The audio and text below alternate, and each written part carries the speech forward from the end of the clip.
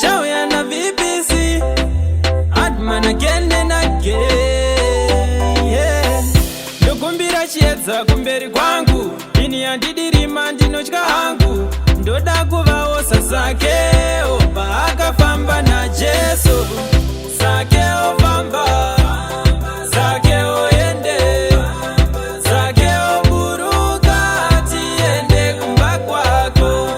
Sakeo famba, Sakeo ende, Sakeo buruka tiende kumba kwako. Aive mfupi vachimshora, zviripadenga singambozviona. Vaiti zvatinoita mbozvigona, paakakwira mumuti ndo paakapona. Jesu vakati buruka Sakeo, ndikubatsire undibatsirewo. Ndakazvirava mubhuku raMateo.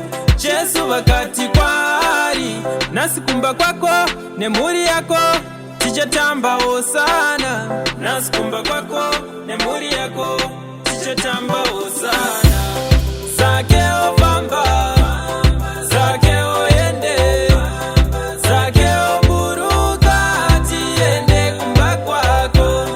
Sakeo famba, Sakeo ende, Sakeo buruka tiende kumba kwako.